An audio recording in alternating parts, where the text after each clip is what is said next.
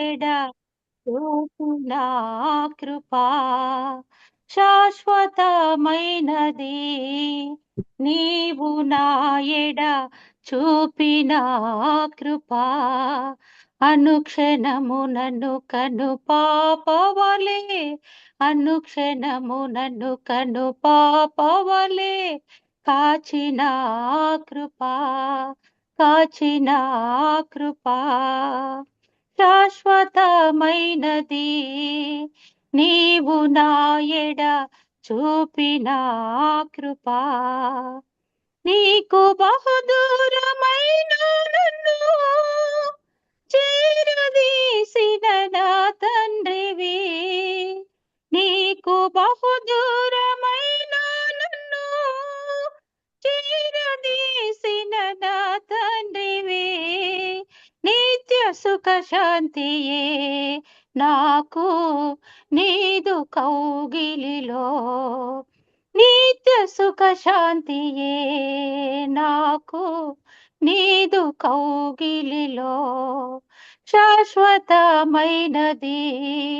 నీవు నా ఎడ చూపిన కృపా అనుక్షణమునను కను పాపవలే కాచిన కృపా. తల్లి తన బిడ్డలను మరచిన నేను మరువాలేనంటివే. తల్లి తన బిడ్డలను మరచిన నేను మరువాలేనంటివే. నీదు ముఖ కాంతియే నన్ను ఆదరించేనులే, నీదు ముఖ కాంతియే నన్ను ఆదరించేనులే శాశ్వతమైనది. నీవు నా ఎడ చూపిన కృపా అనుక్షణమునను కను పాపవలే కాచిన కృపా. తటుడి మీకు తెరచేదను, వెదకు వారికి దొరకేదను. తాటుడి మీకు తెరచేదను, వెదకు వారికి దొరకేదను. అడుగు ప్రతివానికి ఆత్మను ఇచ్చేదనంటివే. అడుగు ప్రతివానికి ఆత్మను ఇచ్చేదనంటివే శాశ్వతమైనది. నీవు నా ఎడ చూపిన కృపా అనుక్షణమునను కను పాపవలే కాచిన కృపా. పర్వతములు తొలగినను, మేటలు తత్తరిల్లిన, పర్వతములు తొలగినను, మేటలు తత్తరిల్లిన, నా కృపా నిన్ను వీడదని అభయమిచ్చితివే. నా కృపా నిన్ను వీడదని అభయమిచ్చితివే శాశ్వతమైనది. నీవు నా ఎడ చూపిన కృపా శాశ్వతమైనది. నీవు నా ఎడ చూపిన కృపా అనుక్షణమునను కను పాపవలే కాచిన కృపా. అనుక్షణమునను కను పాపవలే కాచిన కృపా. Thank you sister. అందరికి వందనాలు. వందనాలు సుకన్య సిస్టర్, వందనాలు. చక్కని పాట, ఒక చిన్న మాట నేను చెప్పి సెలవు తీసుకుంటాను. మరి ప్రశాంత్ డబ్బు విషయంలో మనం ఎంతో ప్రార్థన చేసినాం కదా, చాలా మందికి చెప్పినాను. చాలా కొంచెం పెద్ద మొత్తమే స్వర్ణది. మరి దేవుడు ఆ డబ్బు నా కుమారునికి అనుగ్రహించేటట్ల ఆ బిల్డర్ కి మంచి మనసు ఇచ్చి దాదాపు 1 కోటి రూపాయలు బాబుకు అందేటట్లుగా దేవుడు సహాయం చేసినాడు. ఇది గొప్ప మాకు ఆదరణ, నెమ్మది, సాక్ష్యము. అందరికీ ప్రార్థించిన ప్రతి ఒక్కరికి వందనాలు స్వర్ణ. Thank you so much. దేవునికి స్తోత్రం. మంచి ప్రైజింగ్ పాయింట్ అది. అందరు మరి చివరిలో రిక్వెస్ట్ అప్పుడు అందరికి చెప్పి దేవుని స్తుతిద్దాము. మరి సుకన్య సిస్టర్ చెప్పినట్టుగా వాళ్ళ అబ్బాయికి మరి ₹1,00,00,000 తిరిగి రావడం అంటే అందరి ప్రార్థన ఫలితమే. ప్రార్థించిన మీ అందరికీ కూడా సోదరి స్తుతులు చెల్లిస్తున్నారు. థ్యాంక్స్ చెప్తున్నారు. మీకు అందరికి వందనాలు. మరి ఇప్పుడు మన మధ్యన సుదర్శన, మనకందరికి తెలుసు సుదర్శన. వందనాలండి. ఇంతకుముందు చాలా సార్లు వాక్యం చెప్పున్నది కాబట్టి పరిచయం ఏం అవసరం లేదు. సుదర్శన వాక్యం పంచుకుంటుంది. వందనాలండి.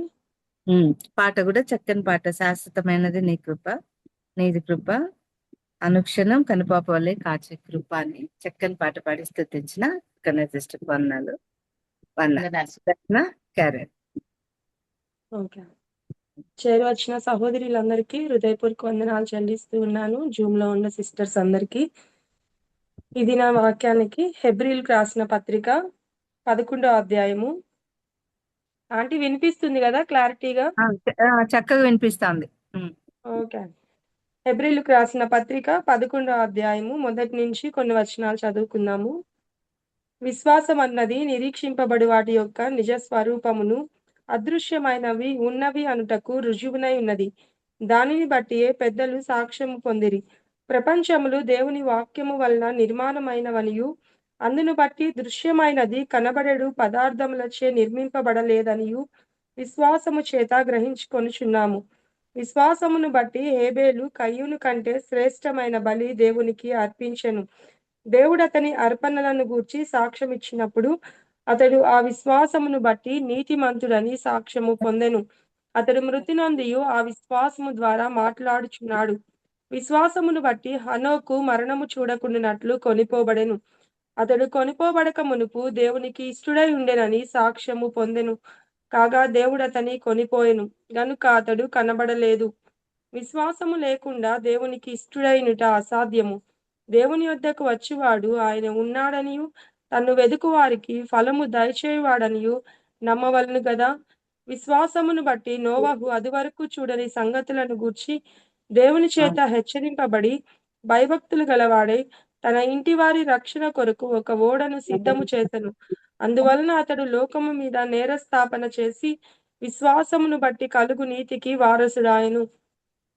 ఈ చిన్న మాటలు దేవుడు దీవించలాగున మన జీవితాల్లో ఫలింపజేయలాగున చిన్న మాట ప్రార్థన చేసుకుందాం. పరలోకమందున్న మా తండ్రి, నీ పాదాలు కొందనాలు, స్తుతులు, స్తోత్రాలు చెల్లిస్తూ ఉన్నాం తండ్రి.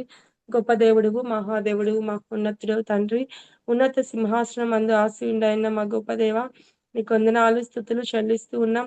ఈ మధ్యాహ్న కాల సమయంలో కొంత సమయం మీ సన్నిధిలో వాక్యాన్ని ధ్యానించడానికి మీరు అనుగ్రహించిన ఈ సమయాన్ని బట్టి మీ కొందనాలు చెల్లిస్తూ ఉన్నాం తండ్రి. దేవా తండ్రి, నిలబడిన నా పరిస్థితి ఎరిగిన దేవుడు తండ్రి.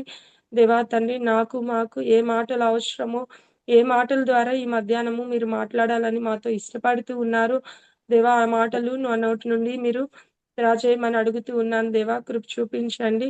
మీరు అనుగ్రహించిన తలంపులను మీ బిడ్డలతో పంచుకుంటూ ఉండగా తండ్రి యేసయ్యా, మరి అది నాకు నా జీవితంలో దిద్దుబాటుగా ఉండడానికి కృప చూపించండి. చేరి వచ్చిన బిడ్డలకు క్షేమాభివృద్ధి కలగడానికి తండ్రి యేసయ్యా, రక్షణ లేని బిడ్డలకు రక్షణ అనుభవం కలగడానికి నీ కృప దయచేయమని మీ సన్నిధిలో ప్రార్థిస్తూ ఉన్నాం. ఈ సమయం వ్యర్థం కాకుండా మీ శిలువ చాటున మరుగుపరిచి తండ్రి మీ అమూల్యమైన మాటలతో మమ్మల్ని నింపి తృప్తిపరుస్తారని యేసయ్య అమూల్య శ్రేష్ఠ నామంలో అడిగి వేడుకుంటున్నాం తండ్రి. ఆమేన్. ఆమేన్. మనం ఇక్కడ మనందరికీ తెలిసిన మాటలే. హెబ్రీలు రాసిన పత్రిక 11వ అధ్యాయం అనగానే మనందరికీ తెలిసింది విశ్వాస వీరుల పట్టిక అని మనందరము చెప్పుకుంటూ ఉంటాము. ఈ దినము దేవుడు మూడు సంగతులు మీతో మాట్లాడాలని ఇష్టపడుతున్నాడు. దేవుడు నాకు అనుగ్రహించిన తలంపులను బట్టి మీతో పంచుకోవాలని ఇష్టపడుతూ ఉన్నాను.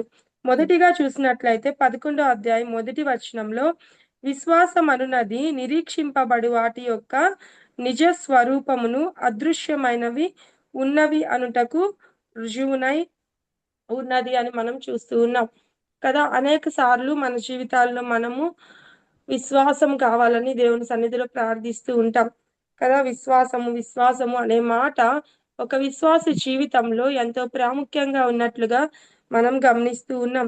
ఇక్కడ దేవుడు ఏం సెలవిస్తూ ఉన్నాడంటే, ఇక్కడ కొంతమంది భక్తుల జీవితాలను గురించి, వారి యొక్క విశ్వాసాన్ని గురించి వివరిస్తూ మొదటి వచనంలో ప్రభువారు ఏమంటూ ఉన్నారంటే, విశ్వాసం అనున్నది నిరీక్షింపబడు వాటి యొక్క నిజ స్వరూపమును, అదృశ్యమైనవి ఉన్నవి అనుటకు రుజువునై ఉన్నది అని ప్రభువారు సెలవిస్తూ ఉన్నారు. మనము ఈ యొక్క 11వ అధ్యాయంలో చాలా మంది భక్తుల యొక్క జీవితాలు ప్రభువారు రాయించి ఉంచారు. వారందరూ ఒక విశ్వాస వీరుల పట్టికగా మనం గమనిస్తూ ఉంటాం. కాబట్టి మొదటి వచనంలో ప్రభువారు ఏమని చెప్తూ ఉన్నాడంటే, విశ్వాసము అన్నది నిరీక్షింపబడు వాటి యొక్క నిజ స్వరూపము అని ప్రభువారు చెప్తూ ఉన్నాడు. అదృశ్యమైనవి ఉన్నవి అనుటకు రుజువునై ఉన్నది అని మనం చూస్తూ ఉన్నాం. కాబట్టి ఇక్కడ మనం ఈ వచనాన్ని ముందుగా గమనించినట్లయితే, మనము చాలా మంది ఈ లోకంలో మనం గమనించినట్లయితే దేవుడు ఎక్కడా అని ప్రశ్నించే వాళ్ళు చాలా మంది ఉన్నాడు. నీ దేవుడు ఎక్కడున్నాడో చూపించు అనేవారు చాలా మంది ఉన్నాడు. దేవుడు నాకు అది చేస్తే నేను దేవుని కొరకు నేను ఆ దేవుణ్ణి నమ్ముతాను. దేవుడు నా జీవితంలో ఒక అద్భుతం చేస్తే, దేవుడు నాతో మాట్లాడితే, దేవుడు నాకు ఒక ప్రవచనం ఇస్తే, దేవుడు నాకు ఈ విధంగా కనిపిస్తే, కొన్ని రకాల ఆలోచనలు మనుషులలో మనం గమనిస్తూ ఉంటాం కదా. విశ్వాసము ఇక్కడ మనం చూసినట్లయితే ఆ యొక్క మనిషి యొక్క ఆలోచన ఎలా ఉంటుంది అంటే, దేవుడు నాకు నేను అనుకున్నది చేయగలిగితే ఆయన దేవుడు. దేవుడు నాకు బిడ్డల్ని ఇస్తే ఒకవేళ నేను ఆ దేవుడిని నమ్ముకుంటా. దేవుడు నాకు ఈ అనారోగ్య పరిస్థితి నుండి విడుదల కలిగిస్తే ఈ దేవుడు నిజమైన దేవుడు. ఈ యొక్క ఉద్యోగం ఇస్తే, ఈ యొక్క పరిస్థితి నుంచి నన్ను విడిపిస్తే, చాలా మంది మనము దేవుణ్ణి నమ్ముకోమని ఒకవేళ మనం చెప్పినప్పుడు కూడా వాళ్ళు ఎక్కువగా మనల్ని ప్రశ్నించే ప్రశ్నలు ఇవే కదా. మా జీవితంలో మా కుటుంబంలో ఇది జరిగితే మీ దేవుణ్ణి మేము నమ్ముకుంటాం అంటారు కదా.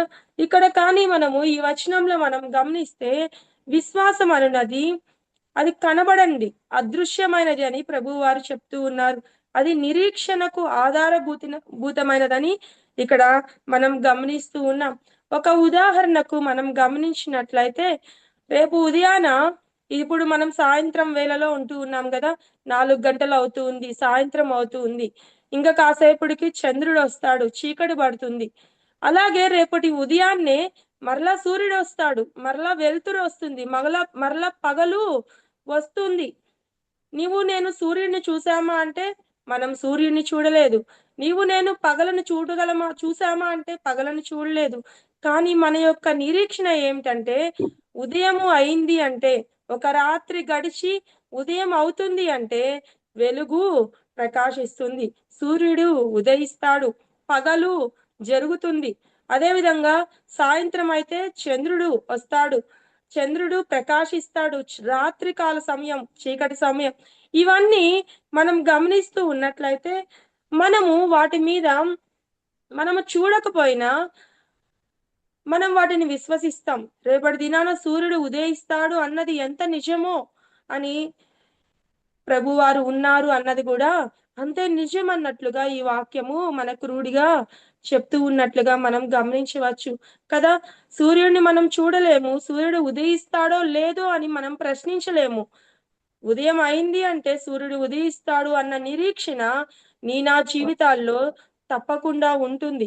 ఎందుకంటే అది ఒక అదృశ్యమైనది అయినప్పటికీ మనము నిరీక్షణతో ఉదయకాల సమయం వరకు ఎదురు చూస్తూ ఉంటాం. ఎందుకంటే అది మనం విశ్వాసం మీద ఆధారపడి ఉంటుంది.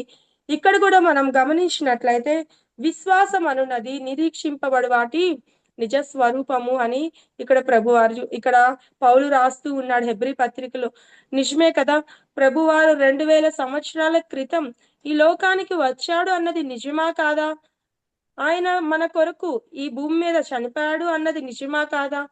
ఆయన సిలువలో మన కొరకు మరణించాడు, రక్తం కార్చాడు. 2000 సంవత్సరాల క్రితం ప్రభువారు ఈ భూలోకంలో జన్మించాడు.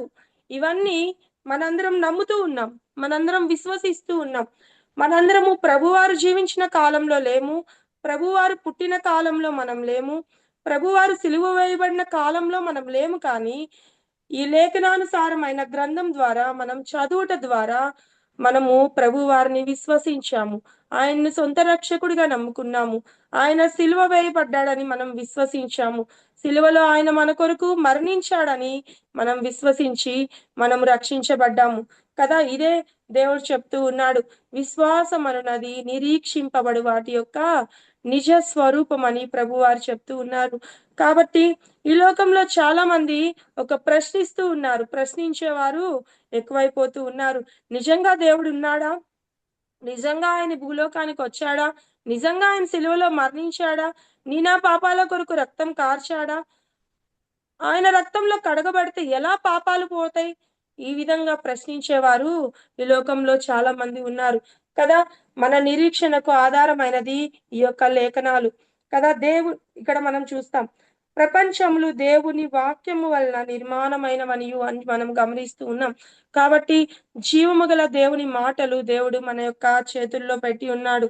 కాబట్టి చాలా మంది ఈనాడు యవనస్తులు అయితేనేమి, ఎంతో మంది దేవుణ్ణి నమ్ముకోమని చెప్తే దేవుడు నాకు అది చేస్తే నేను దేవుణ్ణి నమ్ముకుంటా, దేవుడు నా రోగం తీసేస్తే నేను ఆ దేవుణ్ణి నమ్ముకుంటా, నాకు దేవుడు ఆ ఉద్యోగం ఇస్తే ఆ దేవుణ్ణి నమ్ముకుంటా.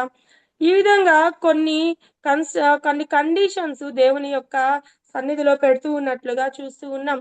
అది విశ్వాసం కాదు అని దేవుడు చెప్తూ ఉన్నాడు. విశ్వాసం అంటే ఆ ప్రభువారు ఉన్నారు అని నమ్మాలి, ఆ ప్రభువారు నీ కొరకు మరణించాడు అని నమ్మాలి, ఆయన సిలువలో నీ నా పాపాల కొరకు రక్తంని చిందించాడని విశ్వసించాలి అని ప్రభువారు చెప్తూ ఉన్నాడు. కాబట్టి ఇక్కడ చేరువచ్చిన వారిలో అనేక మంది దేవుణ్ణి సొంత రక్షకునిగా విశ్వసించారు. ఒకవేళ ఎవరైనా సొంత రక్షకునిగా అంగీకరించకుండా రుజువులతో దేవుణ్ణి నమ్మాలి అనుకుంటే, అది దానికంటే ఒక నిరీక్షణ కలిగి విశ్వాసముతో దేవుని నమ్ముట అనేది గొప్ప భాగ్యముగా ఈ యొక్క లేఖనాల్లో మనం చూస్తూ ఉన్నాం. కాబట్టి ఆయన నీ నా పాపాల కొరకు ఈ లోకానికి వచ్చాడని విశ్వసించినట్లయితే, ఆ ప్రభువారిని నేను నమ్ముకున్నట్లయితే, ఆయన సిలువలో కార్చిన ఆయన అమూల్య రక్తం ద్వారా నేను కడగబడినట్లయితే ఆయన పరలోక రాజ్యం ఇస్తాడన్న నిరీక్షణ మనకు ఇస్తూ ఉన్నాడు. కాబట్టి ఈ విధంగా ఈ దినాన ఇద్దరు జీవితాలను గురించి నేను ముగ్గురు జీవితాలను గురించి చెప్పాలని నేను ఇష్టపడుతూ ఉన్నాను. మొదటిగా మనం గమనించినట్లయితే 4వ వచనంలో, విశ్వాసమును బట్టి హేబేలు కయ్యోను కంటే శ్రేష్టమైన బలి దేవునికి అర్పించను అని మనం చూస్తూ ఉన్నాం కదా. విశ్వాసమును బట్టి హేబేలు కయ్యూను కంటే శ్రేష్టమైన బలి దేవునికి అర్పించెను. దేవుడు అతని అర్పణలను గూర్చి సాక్ష్యం ఇచ్చినప్పుడు అతడు ఆ విశ్వాసమును బట్టి నీతిమంతుడని సాక్ష్యము పొందెను అని మనం ఇక్కడ చూస్తూ ఉన్నాం. ఇక్కడ మనం గమనించినట్లయితే మొదటిగా కయ్యను హేబేలు జీవితాన్ని మనము ప్రభువారు ఇక్కడ ముందుగా పెడుతూ ఉన్నారు. కయ్యను హేబేలు జీవితంలో మనం చూసినట్లయితే మనందరికీ తెలిసిన మాటలే. ఇక్కడ మనం గమనిస్తే కయ్యను హేబేలు జీవితంలో శ్రేష్టమైన బలిని హేబేలు అర్పించినట్లుగా మనం గమనిస్తూ ఉన్నాం కదా. ఇప్పుడు ఇద్దరు వ్యక్తులు కానీ, రెండు వస్తువులు కానీ మన ఎదుటిగా ఉన్నప్పుడు, ఒకటి మంచిది ఒకటి శ్రేష్టమైనది అన్నప్పుడు రెండవది ఆటోమేటిక్ గా దానికంటే తక్కువైందన్నా అయి ఉండాలి, అది చెడిపోయిందన్నా అయి ఉండాలి, చెడ్డదైనా అయి ఉండాలి కదా. రెండు విషయాలను గురించి మనం పోల్చుతున్నప్పుడు ఒకటి శ్రేష్టమైనది అని ప్రభువారు చెప్తూ ఉన్నాడంటే, ఇంకొకటి శ్రేష్టము కానిది అని ఆటోమేటిక్ గా మనము అర్థం చేసుకోగలము. కాబట్టి ఇక్కడ మనం గమనించినట్లయితే విశ్వాసమును బట్టి హేబేలు కయ్యూను కంటే శ్రేష్టమైన బలి దేవునికి అర్పించెను అని మనం చూస్తూ ఉన్నాం. మరి హేబేలు శ్రేష్టమైన బలిని దేవునికి అర్పించినట్లుగా మరి చూస్తూ ఉన్నాం. మరి కయ్యూను కంటే అని మనం ఇక్కడ చూస్తూ ఉన్నాం. ఇక్కడ మనం గమనించినట్లయితే ఒకవేళ మనం అనుకోవచ్చు, ఇక్కడ కయ్యను విశ్వాసము లేకుండానే దేవునికి ఒకవేళ బలి అర్పించాడేమో, విశ్వాసం లేకుండానే దేవునికి ఏదో ఒక బలి అర్పించాలి కాబట్టి ఒక బలి అర్పిస్తే పోతది అని ఒకవేళ కయ్యను అర్పించాడేమో. కానీ ఇక్కడ మనం చూస్తూ ఉన్నాం, విశ్వాసమును బట్టి హేబేలు శ్రేష్టమైన బలి దేవునికి అర్పించను అని మనం గమనిస్తూ ఉన్నాం కదా. మనం కూడా ప్రతి ఆదివారం ప్రభు సన్నిధికి చేరి వస్తూ ఉన్నాం. ఆ యొక్క ప్రభు దినాన ఆ పరిశుద్ధుడైన ప్రభువుని మనము ఆరాధించడానికి చేరి వస్తూ ఉన్నాం. మరి నా అర్పణ ఎలా ఉండాలి అని దేవుడు ఇష్టపడుతూ ఉన్నాడు. శ్రేష్టమైన అర్పణగా ఉండాలని దేవుడు ఇష్టపడుతూ ఉన్నాడు. మొదటిగా హేబేలు కయీను జీవితాన్ని మనం గమనించినట్లయితే శ్రేష్టమైన అర్పణను దేవుడు స్వీకరించేవాడుగా ఉన్నట్లుగా మనం చూస్తూ ఉన్నాం కదా. ప్రతి ఆదివారము రక్షించబడిన మనము, ఆయన శిలువ రక్తంలో కడగబడిన మనము, ఆయన బల్లలో చేయి వేయడానికి వెళ్తూ ఉన్నప్పుడు ఆయన రొట్టె రసాల్లో చేయి వేస్తూ ఉన్నాం, ఆయన ఆరాధిస్తూ ఉన్నాం. మనము మన స్తుతులను ఆయనకు అర్పణగా అర్పిస్తూ ఉన్నాం. మరి నా అర్పణలను దేవుడు స్వీకరిస్తూ ఉన్నాడా అన్న ప్రశ్న మన జీవితాల్లో ఉండాలని దేవుడు ఇష్టపడుతూ ఉన్నాడు. నీవు నేను స్తుతులు సమర్పిస్తూ ఉండగా ఆ ప్రభు ఆగ్రానిస్తూ ఉన్నాడా? నీవు నేను ఆయనకు అర్పణ తీసుకొని వచ్చి ఆదివారమున ప్రభు బల్లలో చేవేస్తూ ఉండగా ఆయన నా ఆరాధనను అంగీకరిస్తూ ఉన్నాడా అన్నది ఒక ప్రశ్నగా దేవుడు ఇక్కడ మనం వేసుకోవాలని దేవుడు ఇష్టపడుతూ ఉన్నాడు. మరి నీవు నేను ఆదివారం దేవుని సన్నిధికి ఏ విధంగా వస్తూ ఉన్నాం? విశ్వాసమును బట్టి హేబేలు శ్రేష్టమైన బలి అర్పించాడంట. మరి ప్రభువారి ఆదివారంన దేవుని సన్నిధికి ఆదివారంన బలలో చేయి వేయడానికి ఆ ప్రభు దినాన నీవు నేను వెళ్తూ ఉన్నాం. ఎంత సిద్ధపాటుతో వెళ్తూ ఉన్నాం, ఎంత నిరీక్షణతో వెళ్తూ ఉన్నాం, ఎంత విశ్వాసము కలిగి మనం వెళ్తూ ఉన్నాం ప్రభు సన్నిధికి అన్నది ఎంతో ప్రాముఖ్యమైనదిగా మనము గమనించవలసి ఉందని ఇక్కడ మనం చూస్తూ ఉన్నాం కదా. లూకాసు వార్తలో ఒకసారి మనం గమనించినట్లయితే లూకాసు వార్త 24వ అధ్యాయము 24వ అధ్యాయము మనకి అందరికీ తెలిసినదే. ఎమ్మాయి గ్రామంలో సంఘటన 26వ వచనం నుండి నేను చదువుతున్నాను. 25వ వచనం నుండి. అందుకు ఆయన, అవివేకులారా, ప్రవక్తలు చెప్పిన మాటలన్నిటినీ నమ్మని మందమతులారా, క్రీస్తు ఇలాగు శ్రమపడి తన మహిమలో ప్రవేశించుట అగత్యము కాదా అని వారితో చెప్పి, మోషేయు సమస్త ప్రవక్తలను మొదలుకొని లేఖనముల అన్నిటిలో తన్ను గూర్చిన వచనముల భావము వారికి తెలిపెను. ఇంతలో తాము వెళ్ళుచున్న గ్రామము దగ్గరకు వచ్చినప్పుడు ఆయన ఇంకా కొంత దూరము వెళ్ళునట్లు అగపడగా, వారు సాయంకాలము కావచ్చినది, ప్రొద్దుగుంకినది, మాతో కూడా ఉండుమని చెప్పి ఆయనను బలవంతము చేసిరి. ఆయన వారితో కూడా ఉండుటకు లోపలికి వెళ్ళెను. ఆయన వారితో కూడా భోజనమునకు కూర్చున్నప్పుడు ఒక రొట్టెను పట్టుకొని స్తోత్రం చేసి దాన్ని విరిచి వారికి పంచిపెట్టగా వారి కన్నులు తెరవబడి ఆయనను గుర్తుపట్టిరి. అంతటా ఆయన వారికి అదృశ్యుడాయను.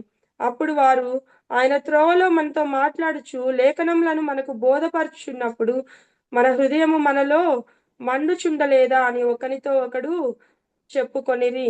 ఈ లేఖన భాగాలను మనం గమనించినట్లయితే ఎమ్మాయి గ్రామస్తులు ఇద్దరు మాట్లాడుకుంటూ వెళ్తున్నట్లుగా చూస్తూ ఉన్నాం. వారు ప్రభువారి యొక్క సిలువను గురించి మాట్లాడుకుంటూ ఆయన 3వ దినాన లెగుస్తాడు అన్న మాటను మర్చిపోయినట్లుగా మనం చూస్తూ ఉన్నాం.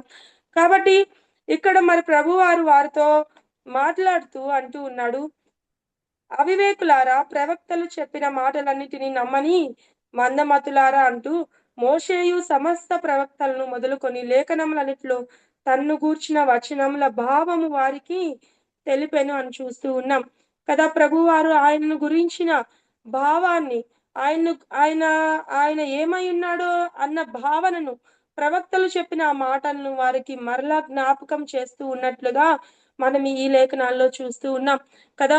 ప్రతి ఆదివారం కూడా మనము బలలో చేయి వేసేటప్పుడు ఆ ప్రభు వారిని జ్ఞాపకం చేసుకోవడానికి మనం వెళ్తూ ఉంటాం. ఆ ప్రభువారిని జ్ఞాపకం చేసుకుంటూ ఉండగా మరి ఆయన చేసిన శిలువ కార్యాన్ని కూడా మనము జ్ఞాపకం చేసుకోవాల్సిన వారమై ఉన్నాం. ఆయనను గురించిన భావాన్ని కూడా మనం జ్ఞాపకం చేసుకోవాల్సిన వారంగా ఉన్నామని ప్రభువారు చెప్తూ ఉన్నారు. ఇక్కడ వారితో ఏమంటూ ఉన్నారు, వాళ్ళు ఏమంటూ ఉన్నారు, మనకు బోధపరచుచున్నప్పుడు మన హృదయము మనలో మండుచుండలేదా అని అంటూ ఉన్నారు.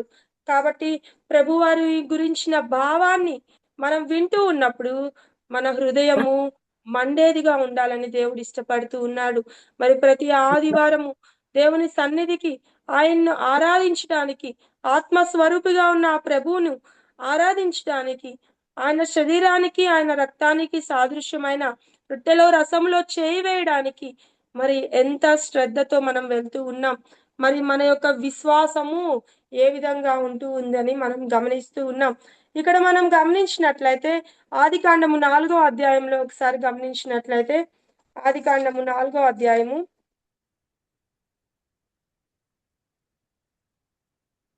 3వ వచనం. కొంతకాలమైన తరువాత కయీను పొలము పంటలో కొంత యెహోవాకు అర్పణగా తెచ్చెను. హేబేలు కూడా తన మందలో తొలిచూలున పుట్టిన వాటిలో క్రొవ్విన వాటిని కొన్ని తెచ్చెను. యెహోవా హేబేలును అతని అర్పణను లక్ష్య పెట్టను అని మనము ఆదికాండంలో మనం గమనిస్తూ ఉన్నాం. కాబట్టి ఇక్కడ వచనాల్లో మనం గమనించినట్లయితే హేబేలు క్రొవ్విన వాటిలో తన గొర్రెల మందలో నుండి తొలిచూలున పుట్టిన వాటినంట పర్టికులర్ గా ఇక్కడ ప్రభువారు రాయించి ఉంచారు. తొలిచూలున పుట్టిన వాటిలో మరలా క్రొవ్విన వాటిని అని మనం గమనిస్తూ ఉన్నాం కదా.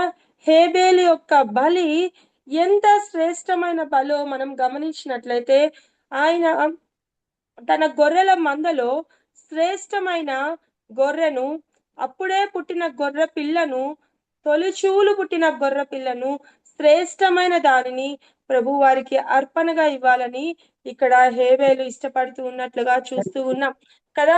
ఒకసారి మనం గమనించినట్లయితే ఒక గొర్రెల కాపరి గొర్రెలను కాస్తూ ఉన్నప్పుడు ఒక గొర్రె అది గర్భం ధరించి బిడ్డలను కనినప్పుడు అది ఎంత సమయం పడుతుందో కదా, ఆ సమయాన్ని హేబేలు ఎదురు చూస్తూ ఉన్నట్లుగా మనం గమనించవచ్చు. నేను ప్రభు వారికి అర్పించే అర్పణ అది ఎటువంటి మలినము లేనిదిగా ఉండాలి, ఎటువంటి కలంకము లేనిదిగా ఉండాలి.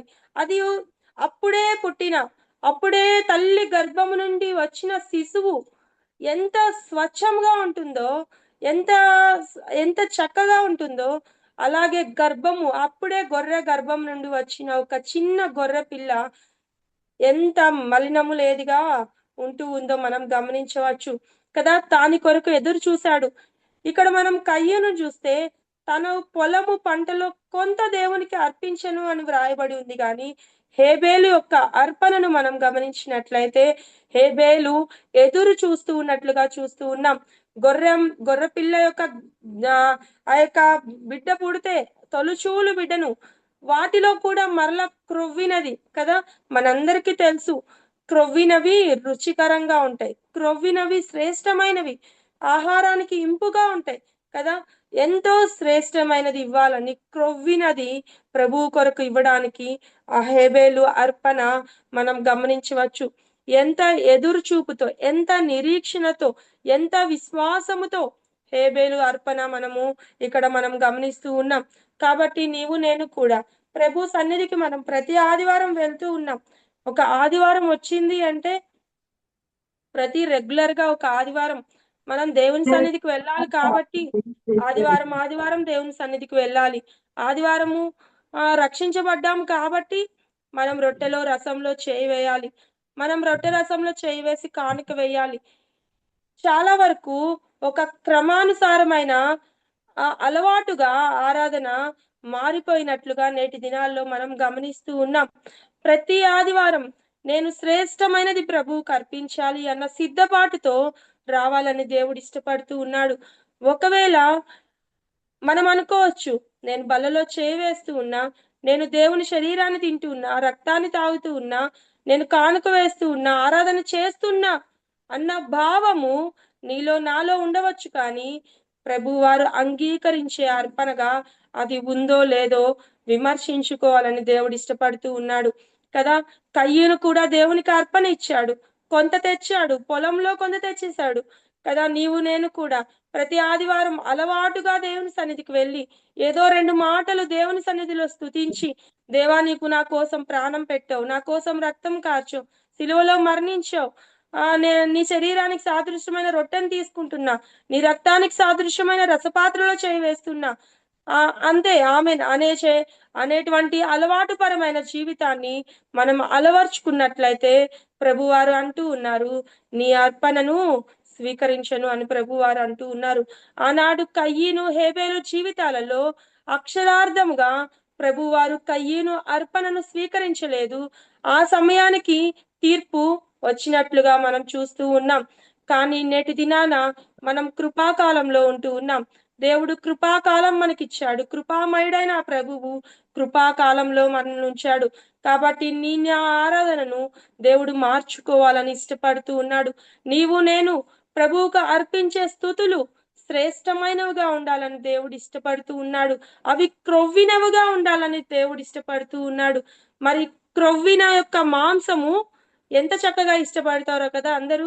మరి నీ యొక్క స్తుతులను దేవుడు ఇష్టపడాలి అంటే విశ్వాసముతో కూడిన స్తుతులు, ఆరాధన, అర్పణ నీలో నాలో ఉండాలని దేవుడు ఇష్టపడుతూ ఉన్నాడు.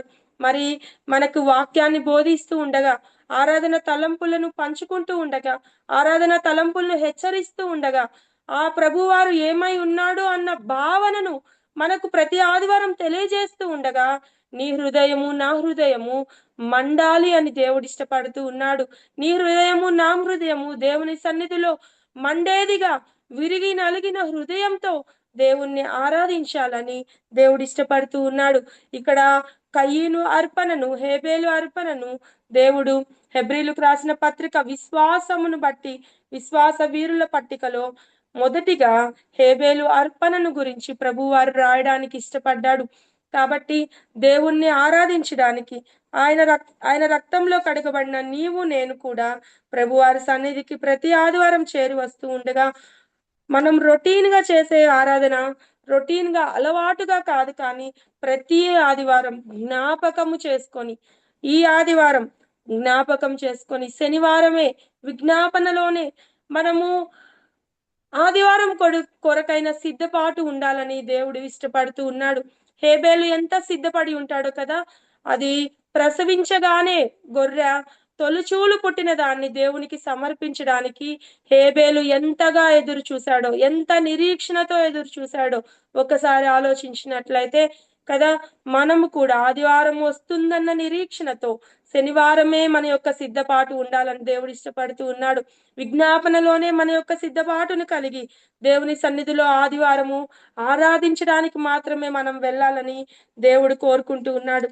కాబట్టి మనం ఒక్కసారి జ్ఞాపకం చేసుకున్నట్లయితే కొరింథీయులకు రాసిన మొదటి పత్రిక మనందరికి తెలిసిన మాటే. కొరింథీయులకు రాసిన మొదటి పత్రిక 11వ అధ్యాయము 27వ వచనం. కాబట్టి ఎవడు అయోగ్యముగా ప్రభు యొక్క రొట్టెను తినునో లేక ఆయన పాత్రలోని త్రాగునో వాడు ప్రభు యొక్క శరీరమును గూర్చి రక్తమును గూర్చి అపరాధి అగును. కాబట్టి ప్రతి మనుష్యుడు తను తాను పరీక్షించుకొనవలను. అలాగూ చేసి ఆ రొట్టెను తిని ఆ పాత్రలోనిది త్రాగవలను. ప్రభు శరీరం అని వివేచింపక తిని త్రాగువాడు తనకు శిక్షావిధి కలుగటకే తిని త్రాగుచున్నాడు. ఇందువలననే మీరు అనేకులు బలహీనులను రోగులనై ఉన్నారు, చాలా మంది నిద్రించుచున్నారు. అయితే మనలను మనమే విమర్శించుకునేలా తీర్పు పొందక పోదుమని ప్రభు వారు చెప్తూ ఉన్నాడు. కాబట్టి దేవుడు మనకు కృపాకాలం ఇచ్చాడు. ఒకవేళ మన ఆరాధన నిర్లక్ష్యంగా ఉన్నట్లయితే, మన ఆరాధన అలవాటుగా ఉన్నట్లయితే మనము మార్చుకోవాలని దేవుడు ఇష్టపడుతూ ఉన్నాడు. ప్రతి ఆదివారము ఒక సిద్ధపాటుతో, నిరీక్షణతో కూడిన ఆరాధనగా, విశ్వాసముతో కూడిన ఆరాధనగా, శ్రేష్టమైన బలిని, అర్పణను, క్రొవ్వినది ప్రభు వారికి రుచికరమైన ఆ యొక్క బలిని ఇచ్చే అర్పణగా ఉండాలని దేవుడు ఇష్టపడుతూ ఉన్నాడు. కాబట్టి మొదటిగా కయ్యను హేబేలు జీవితంలో మనము విశ్వాసము ద్వారా శ్రేష్టమైన బలిని ప్రభు వారికి ఇవ్వాలని నేర్చుకుంటూ ఉన్నాం. రెండవదిగా మనం గమనించినట్లయితే నోవాహు జీవితాన్ని మనం గమనించినట్లయితే 11వ అధ్యాయము 7వ వచనము.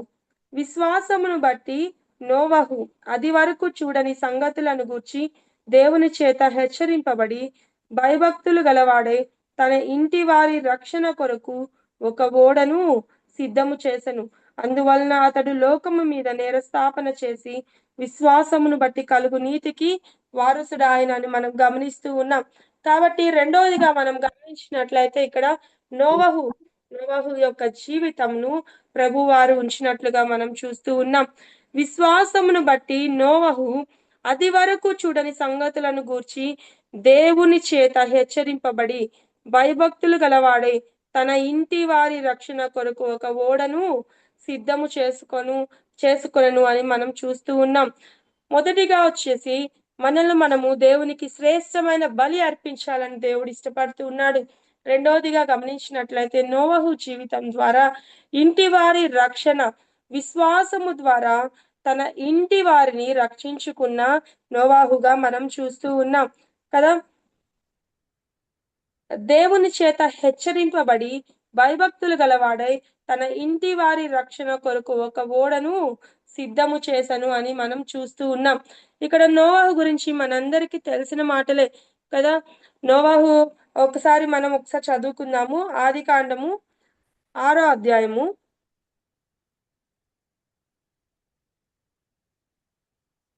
ఆదికాండము 6వ అధ్యాయము 5వ వచనం. నరుల చెడుతనము భూమి మీద గొప్పదనియు వారి హృదయం యొక్క తలంపులలోని ఊహ అంతయు ఎల్లప్పుడూ కేవలము చెడ్డదనియు యెహోవా చూచి తాను భూమి మీద నరులను చేసినందుకు యెహోవా సంతాపము నొంది తన హృదయంలో నొచ్చుకొనెను.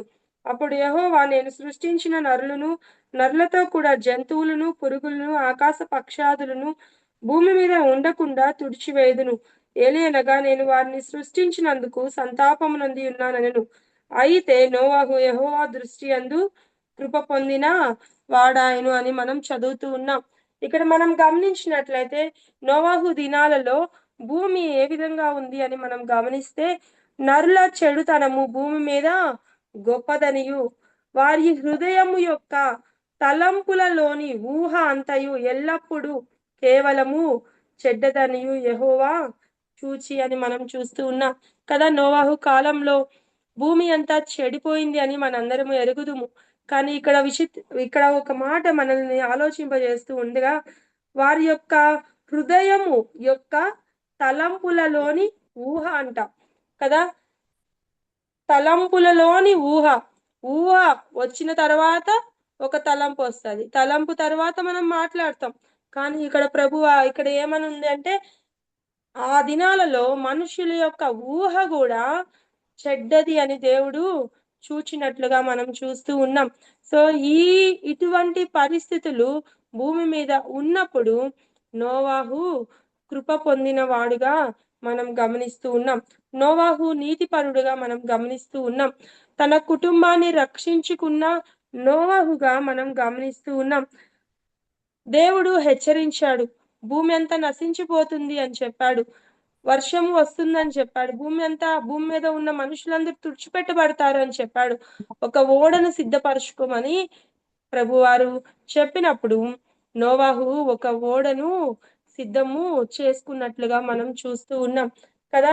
ఒక ఓడను సిద్ధం చేసుకున్నాడు. దేవుడు చెప్పినట్లే నోవాహు 100 సంవత్సరాలు దేవుని సువార్తను ప్రకటించాడు, అయినా ఎవరు నమ్మలేదు. కాబట్టి వర్షం పడింది, 40 దినాలు ఆగకుండా వర్షం వచ్చినట్లుగా మనం చూస్తూ ఉన్నాం. భూమి మీద ఉన్న మనుషులందరూ చనిపోయినట్లుగా పడినట్లుగా మనం గమనిస్తూ ఉన్నాం. నోవాహు తన కుటుంబము అలాగే ఒక్కొక్క కేటగిరీ పక్షులు జంతువుల్లో నుంచి రెండేసి దేవుడు ఓడలోనికి తీసుకొని వెళ్ళినట్టుగా మనందరము ఎరుగుదుము. ఇక్కడ మనము గమనించాల్సిన విషయం ఏమిటంటే నోవహు తన ఇంటిని రక్షించుకున్న నోవహుగా మనం చూస్తూ ఉన్నాం. ఇప్పుడు నోవహును మనం గమనించినట్లయితే ఒక ఓడను నిర్మించుకున్నాడు, ఒక ఓడను చక్కగా తయారు చేసుకున్నాడు.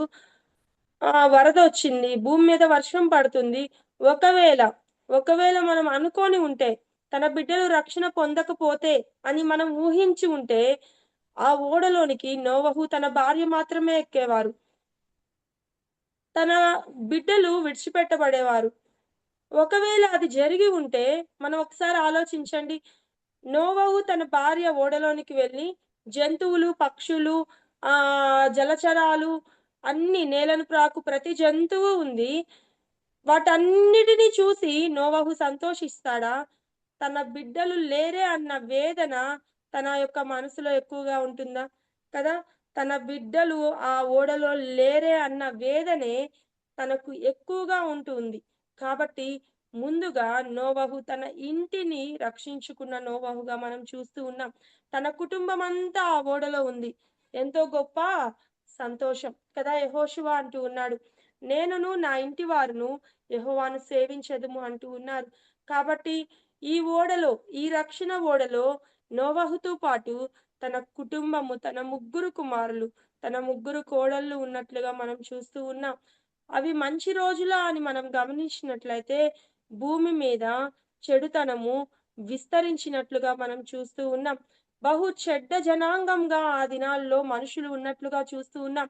వారి ఆలోచనలు, వారి తలంపులు, వారి ఊహలు కూడా చెడ్డగా ఉన్నట్లుగా మనం గమనిస్తూ ఉన్నాం.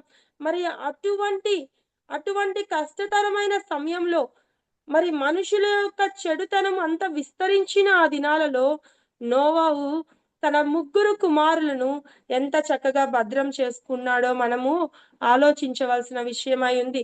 తన భార్యాభర్తలు ఇద్దరు తన ముగ్గురి కుమారులను చిన్న వయసు నుంచి ఎంత చక్కగా పెంచి ఉంటారో. బయట లోకము యొక్క చెడుతనము వారిలోనికి రాకుండా, లోకంలో ఉండే యొక్క ఆ యొక్క బలాత్కారము తమ బిడ్డల హృదయాల్లోకి రాకుండా, బయట ఉన్న పాపము తమ బిడ్డల హృదయాల్లోకి రాకుండా ఎంత చక్కని కంచెను నోవహు తన భార్య వేసి ఉంటారు. ఎంత చక్కని కంచెను వేయబట్టి నోవహు తన బిడ్డలు చిన్న వయసు నుంచి రక్షించబడ్డారు కదా. ఒకవేళ తన ముగ్గురు కుమారులు రక్షించబడ్డారు అనుకోవచ్చు, కానీ తన ముగ్గురు కోడళ్ళు కూడా రక్షించబడ్డారు. ఎంత గొప్ప విషయం కదా. తన ఇంటికి వచ్చిన తన ముగ్గురు కోడళ్ళను కూడా నోవహు రక్షించుకోగలిగాడు. తన ఇల్లు మొత్తం ఇప్పుడు ఓడలో ఉంది, రక్షణ ఓడలో ఉంది. ఎటువంటి గొప్ప ప్రమాదమైనా తన కుటుంబం అంతా రక్షణ ఓడలో ఉంది. ఎంత సేఫ్టీ కదా. ఎంతో సేఫ్ ప్లేస్ లో నోవహు కుటుంబం ఉన్నట్లుగా మనం చూస్తూ ఉన్నాం. మరి ఈ దినాన, ఈ సమయాన చెప్తున్న నేను, వింటున్న మీరు అందరం, మనందరము నీవు నేను రక్షించబడ్డాము. నీవు నేను ప్రభువారి శిలువ రక్తంలో కడగబడ్డాము. నీవు నేను ఆయన సొంత రక్షకునిగా అంగీకరించాము, నిజమే. ఆయన రక్షణ ఓడలోనికి నీవు నేను ప్రవేశించాము, నిజమే. మరి నీ బిడ్డలు ప్రవేశించారా? నీ కుమారులు ప్రవేశించారా? నీ కుమార్తెలు ప్రవేశించారా? నీ కోడళ్ళు ప్రవేశించారా? నీ అల్లుళ్ళు ప్రవేశించారా? నీ మనవ సంతానం ప్రవేశించిందా ఆవిడలోనికి? ఒక్కసారి మనల్ని మనము ఆలోచించుకోవాల్సిన విషయమై ఉంది. ఇక్కడ నోవహు జీవితాన్ని మనం గమనిస్తే ఆ ఓడలో తన సంపూర్ణ కుటుంబం ఉన్నట్లుగా మనం గమనిస్తూ ఉన్నాం. ఇంకా ఏ వేదన, ఏ బాధ నోవహుకు లేదు. తన కుమారులు ఉన్నారు, తన కోడళ్ళు ఉన్నారు, తన భార్య ఉంది కదా. ఎంతో సంతోషము ఆయన జీవితంలో ఆ ఓడలో ఉంది. మరి రక్షణ ఓడలోనికి ఎక్కిన నీవు నీ బిడ్డలను రక్షించుకోగలిగావా? నీ యొక్క కుటుంబాన్ని మొత్తాన్ని రక్షణ ఓడలోనికి నడిపించుకోగలిగావా అని దేవుడు నిన్ను నన్ను ప్రశ్నిస్తూ ఉన్నాడు. మరి ఈ రక్షణ ఓడలోనికి మనం ఎక్కాలి అంటే విశ్వాసము ఎంతో ప్రాముఖ్యమైనదిగా మనం గమనిస్తూ ఉన్నాం కదా. విశ్వాసము ఎంతో ప్రాముఖ్యమైనది. నోవహు విశ్వాసమును బట్టి దేవునితో హెచ్చరించబడ్డాడు. దేవుని యందు భయభక్తులు కలిగి ఉన్నాడు. తన ఇంటి వారి రక్షణ కొరకు ప్రయాసపడినట్లుగా మరి చూస్తూ ఉన్నాం కదా. నేటి దినాలు భయంకరమైన దినాలు. నేటి దినాలలో లోకం ఎంత చెడ్డగా, ఎంత బలాత్కారంతో ఉందో మనం ఎరుగుదుము. ప్రతిదినము మనం వార్తలు వింటూ ఉన్నాం. మనుషుల యొక్క ఊహ, మనుషుల యొక్క తలంపులు, మనుషుల యొక్క ఆలోచనలు, మనుషుల యొక్క క్రియలు ఎంతో ఎంతో కఠినముగా, ఎంతో పాపముతో నిండినవిగా, వారి ఆలోచనలన్నీ పాపాలతో నిండినవిగా లోకం నేటి దినాన జీవిస్తూ ఉన్నట్టుగా ఉంటూ ఉంది. మరి మన బిడ్డలు లోకంలోకి వెళ్తూ ఉన్నారు, స్కూల్స్ కి వెళ్తూ ఉన్నారు, కాలేజెస్ కి వెళ్తూ ఉన్నారు, ఉద్యోగాలకు వెళ్తూ ఉన్నారు, బిజినెస్ కి వెళ్తూ ఉన్నారు, బయటకు వెళ్తూ ఉన్నారు, లోకంలోకి వెళ్తూ ఉన్నారు. లోకమైతే చెడిపోయి ఉంది. లోకమైతే బలాత్కారంతో నిండి ఉంది. లోకంలో మంచితనం ఎక్కడా కనిపించట్లేదని ప్రభువారు చెప్తూ ఉండగా మరి నా బిడ్డలను మనం రక్షించుకోగలుగుతూ ఉన్నామా? ఆనాడు నోవహు అటువంటి భయంకరమైన దినాల్లోనే తన బిడ్డలను రక్షణ ఓడలోనికి చేర్చుకున్నాడు. మరి ఈ దినాన నీ బిడ్డలు రక్షణ ఓడలో ఉన్నారా? నా బిడ్డలు రక్షణ ఓడలో ఉన్నారా అని దేవుడు ప్రశ్నిస్తూ ఉన్నారు. మరి మన విశ్వాసము ఎలా ఉంది, మన విశ్వాసం ఏ స్థాయిలో ఉంది. నోవహుకున్న విశ్వాసం మనం కలిగి ఉండాలని దేవుడు ఇష్టపడుతూ ఉన్నాడు. దేవుడు హెచ్చరిస్తూ ఉన్నాడు. ఆయనందు భయభక్తులు కలిగిన నీవు నేను మన కుటుంబాలను రక్షించుకోవాలని దేవుడు చెప్తూ ఉన్నాడు కదా. మనం ఇర్మియా పత్రికలో మనందరం ఎరుగుదుము, నీ పసిబిడ్డల ప్రాణం కొరకు రేయి మొదటి జామున ఎత్తి నీ చేతులు పైకెత్తి దేవుణ్ణి వేడుకోమని చెప్తూ ఉన్నాడు ప్రభువారు. మరి నా పసిబిడ్డలు, నా బిడ్డల రక్షణ కొరకు నిజంగా ఆయన చేతులు చాచి మనము అడుగుతూ ఉన్నామా? ప్రభువారు అడుగుతూ ఉన్నారు కదా. ఒక బిడ్డలు లేని తల్లి, ఒక వివాహం అయ్యి బిడ్డలు లేని, గర్భఫలం లేని ఒక స్త్రీ ఎంత గోజాడుతుంది కదా. దేవుని సన్నిధిలో నాకు ఒక బిడ్డను దయచేయి దేవా అని దేవుని సన్నిధిలో రెండు చేతులు చాచి దోసిళ్లతో దేవుని సన్నిధిలో ఒక శారీరకమైన గర్భఫలం కొరకు, బిడ్డ కొరకు అడుగుతూ ఉంది. మరి శారీరకంగా దేవుడు నన్ను ఆశీర్వదించి బిడ్డలను అనుగ్రహించాడు. నీకు నాకు దేవుడు అనుగ్రహించిన బిడ్డలను మరి మనము నిజంగా రక్షణలోకి నడపడానికి ఆ విధంగా దేవుణ్ణి అడగాలని దేవుడు ఇష్టపడుతూ ఉన్నాడు. ఏ విధంగా ఒక స్త్రీ బిడ్డల కొరకు రోధించి అడుగుతుందో, దేవుని సన్నిధిలో పసి పిల్లల ప్రాణం కొరకు నీ చేతులు చాచి దేవుడు అడగమంటూ ఉన్నాడు. మరి రేయి మొదటి జామున లేచి మన పసిబిడ్డల ప్రాణాల కొరకు మొరపెట్టవలసిన బాధ్యత ఒక తల్లిగా, జ్ఞానవంతురాలుగా దేవుడు మనకి ఇచ్చాడని మనకు తెలుసు. కాబట్టి అలాగే మనం ఇర్మియా పత్రికలో చూస్తూ ఉన్నాం, రోదన చేయు స్త్రీలను పిలవనంపుడి అంటూ ఉన్నాడు. ప్రలాపించు స్త్రీలను కనుగొండి అంటూ ఉన్నాడు కదా. రోదన చేయు స్త్రీలను కనుగొనుడి అంటూ ఉన్నారు. మరి కనుగొనాలి అంటే వాళ్ళు ఎక్కడంటే అక్కడ ఉండరు, ఎక్కడో ఒక చోట మాత్రమే ఉంటారు కదా. అక్కడికి వెళ్ళి వారిని కనుగొనాలి. ఆ రోదన చేయు స్త్రీలలో నీవు నేను ఉండాలని దేవుడు ఇష్టపడుతూ ఉన్నారు. మరి నీ ఇంటి రక్షణ కొరకు ఒకవేళ ఇక్కడ నోవహు భార్యను గురించిన మాట వ్రాయకపోవచ్చు, కానీ నోవహు భార్య యొక్క పాత్ర కూడా ఎంతో ఉండవచ్చు. నోవహు అంత చక్కగా ఓడను నిర్మించాడు. ఒక అక్షరార్థముగా ఓడను నిర్మిస్తూ ఉండగా నోవహు భార్య తన కుటుంబాన్ని అక్షరార్థంగా కట్టుకున్నట్లుగా మనం చూస్తూ ఉన్నాం. తన బిడ్డలను పెంచుకున్న విధానం, రక్షణలోనికి నడిపించిన విధానం, తన భర్త కడుతున్న ఆ రక్షణ ఓడలోనికి తన బిడ్డలు కోడళ్ళు ఉండాలి అన్న ఆ యొక్క సంకల్పం, ఆ నిరీక్షణ, ఆ విశ్వాసము ఎంత గొప్పవో కదా. కుటుంబం అంతా కదా. ఆ విధంగానే నేటి దినాన అనేక మంది భార్యాభర్తలు రక్షించబడిన వారే ఉన్నారు. అనేక మంది దేవుని సన్నిధిలో ఆరాధించే భార్యాభర్తలు ఉన్నారు, కానీ తమ బిడ్డలు దేవుని నమ్ముకోని వారిగా చూస్తూ ఉన్నాం కదా. ఒకవేళ దేవుని రాకడ సమీపంగా ఉంది. మనము నోవహు కాలంలో గమనించినట్లయితే ఆ యొక్క 8 మంది ఓడలోనికి ప్రవేశించారు. పక్షులు, జంతువులు, జలచరాలన్నీ ఆ యొక్క ఓడలోనికి ప్రవేశించిన వెంటనే దేవుడు తలుపు మూసెను అని మనం చూస్తూ ఉన్నాం. ప్రభువారే కలవ చేసుకొని తలుపు వేసేశాడు. ఇంకా ఏ మనిషి రావడానికి వీలు లేదు కదా. మనం కూడా కడవరి దినాల్లో ఉంటూ ఉన్నాం, చివరి దినాల్లో ఉంటున్నాం. దేవుని రాకడ అతి సమీపంగా ఉన్న దినాల్లో ఉంటున్నాం.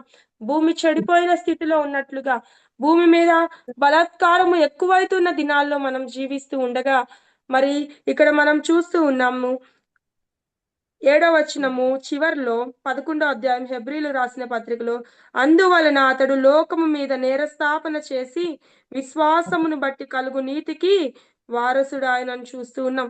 నోవహు లోకము మీద నేరస్థాపన చేసి అని మనం చూస్తూ ఉన్నాం కదా. నోవహు అంటూ ఉన్నాడేమో, ఒకవేళ రేపటి దినాన దేవుడు నోవహు చెప్తా ఉండొచ్చు, దేవా ఆ దినాలలో భూమి చెడిపోయి ఉందని, వర్షంతో భూమిని అంతా తుడిచివేశావు కదా, మరి ఈ రోజుల్లో కూడా భూమి చెడిపోయి ఉంది, మరి ఇంకెప్పుడు తీర్పు అని ఒకవేళ నోవహు అక్కడ ప్రశ్నిస్తూ దేవుడు రాస్తూ ఉన్నాడు. లోకము మీద నేరస్థాపన చేస్తూ ఉన్నాడంట. మరి కడవరి దినాల్లో ఉన్నాం.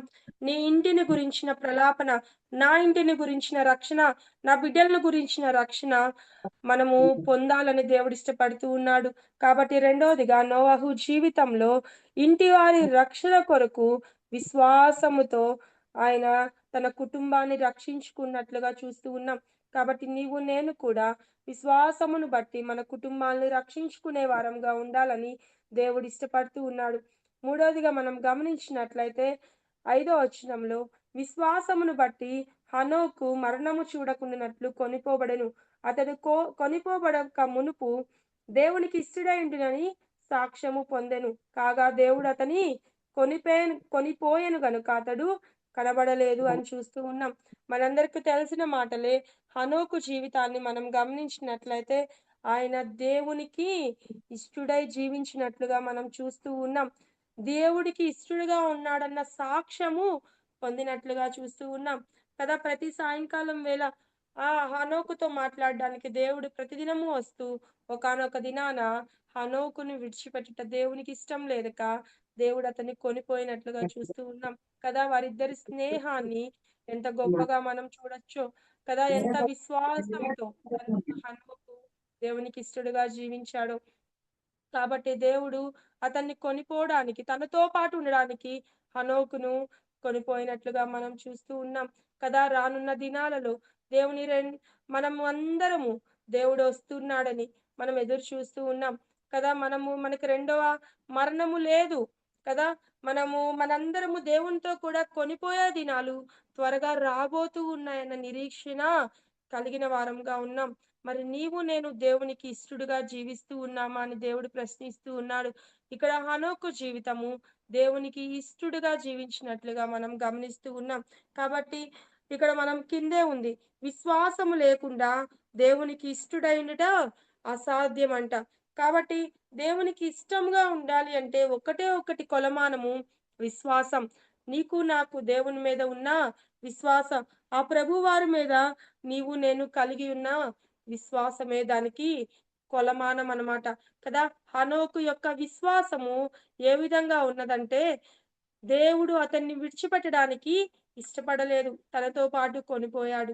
మరి రేపటి దినాన దేవుడు త్వరగా రాబోతూ ఉన్నాడు. దేవుడు నిన్ను నన్ను కొనిపోయే ఆ దినం ఎంతో త్వరగా ఉంటూ ఉండగా మరి నీవు నేను దేవుడికి ఇష్టడుగా ఉండాలని, ఇష్టంగా ఉండాలని దేవుడు ఇష్టపడుతూ ఉన్నట్లుగా మనం చూస్తూ ఉన్నాం. చివరగా మనం గమనించినట్లయితే ముగించుకుందాము. చివరి మాటలు ఒక్కసారి చదువుకొని మనం ముగించుకుందాము. హెబ్రీయులకు రాసిన పత్రిక 11వ అధ్యాయము 36వ వచనం నుంచి చదువుతున్నాను. మరికొందరు తిరస్కారములను, కొరడా దెబ్బలను, మరి బంధకములను, ఖైదును అనుభవించిరి. రాళ్లతో కొట్టబడిరి, రంపములతో కోయబడిరి, శోధింపబడిరి, ఖడ్గముతో చంపబడిరి. గొర్రె చర్మములను, మేక చర్మములను వేసుకొని దరిద్రులైండి శ్రమపడి హింస పొందుచు అడవులలోను, కొండల మీదలోను, గుహలలోను, సొరంగములలోను తిరుగులాడ్చు సంచరిచ్చిరి. అట్టివారికి ఈ లోకము యోగ్యమైనది కాదు.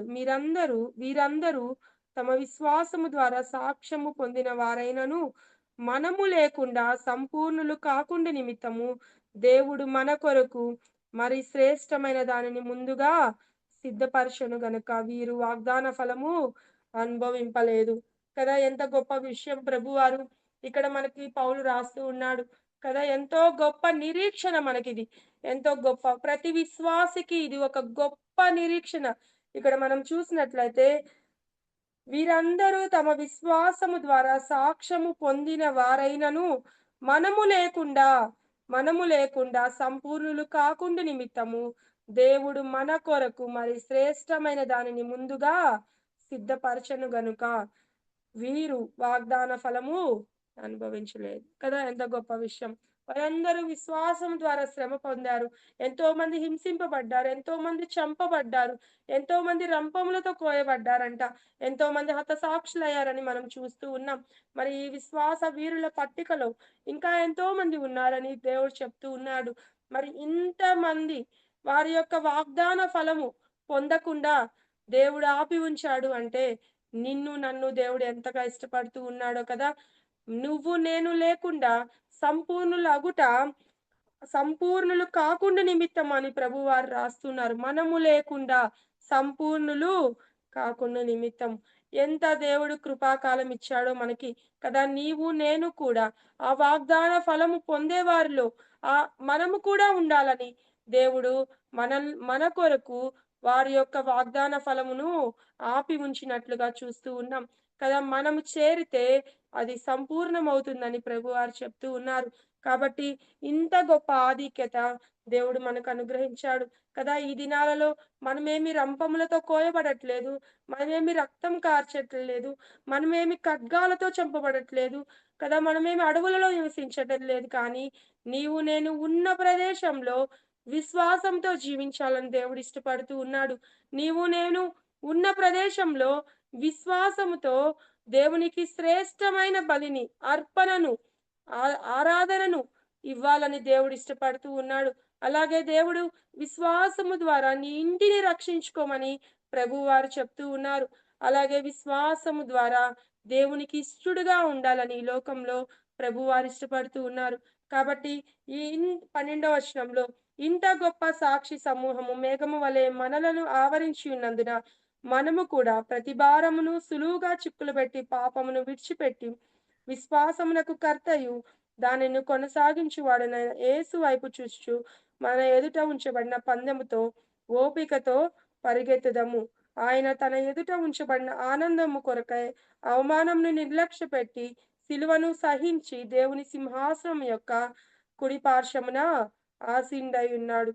కాబట్టి మన ముందు ఇంత గొప్ప సాక్ష్యాలు మనకుండగా మనం కూడా ఈ లోకంలో మనకు సులువుగా చిక్కులు పెట్టు పాపములే ఉన్నాయని దేవుడు చెప్తూ ఉండగా విశ్వాసము ద్వారా వాటిని జయిస్తూ మన కుటుంబ రక్షణ కొరకు మన యొక్క వ్యక్తిగత జీవితము ప్రభువుకు సమర్పించే విషయంలో అలాగే ఆయనకి ఇష్టలుగా ఉండే విషయంలో విశ్వాసము కలిగి జీవించాలని దేవుడు ఇష్టపడుతూ ఉన్నాడు. దేవుడి మాటలు దీవించునుగాక. ఆంటీ వందనాలు ఆంటీ. వందనాలు సుదర్శన, వందనాలు వందనాలు. చక్కని వాక్యం అందించిన సుదర్శనకు అందరి తరఫున వందనాలు. మరి హెబ్రీ 11వ అధ్యాయం తీసుకుని విశ్వాసం అన్నది నిరీక్షించు వారి భాగ్యం అని చెప్పి మరి హెబెలు అలాగే నోవహు మరి హనోకు గురించి చక్కని వాక్యాలు 11:4 నుంచి 11:27 నుంచి మరి హెబెలు శ్రేష్టమైన అర్పణ అర్పించినట్టు అలాంటి అర్పణ మనం కూడా దేవునికి ప్రతి ఆదివారం చెల్లించినట్టు చక్కగా హెచ్చరించింది. అలాగే నోవహు 11:7 ఆదికాండం 6:5 యెహోవా దృష్టి యందు కృప పొందిన వాడాయను. ఓడలో నోవహు కుటుంబం దేవుని ఎలాగ ఆరాధించారు, ఎలాగూ స్తుతించారు అనేది మనకు తెలియపరిచింది. అలాగే 5వ వచనంలో హనోకు దేవునికి ఇష్టడై మరి దేవునితో పాటు నడుచుచు మరి దేవుడికి ఇష్టడైనందున దాంతో పాటు తీసుకొని కొనిపోబడినాడు అనేది చూసాం. అలాగే 11:36 ముఖ్యమైన వచనం. ఇలాంటి సాక్ష్యం పొందిన వీరులు మరి కోయబడి చంపబడి రంపం చేత మరి కష్టపడ్డ వీరుల గురించి కూడా మనం చూసాం. అదే అందరికీ తెలిసిన వాక్యమైన మరొక కోణం నుంచి మనకు తెలియపరిచిన ఈ విశ్వాస వీరుల 11-12 ప్రకారం హెబెలు, నోవహు, హనోకు ఇంకా ఇతరులు కూడా వీరి జీవితాల నుంచి మరి చక్కని వాక్యం అందించిన సుదర్శన స్టీఫెన్ కు మనందరి తరఫున వందనాలు చెల్లిస్తున్నాం. సుదర్శన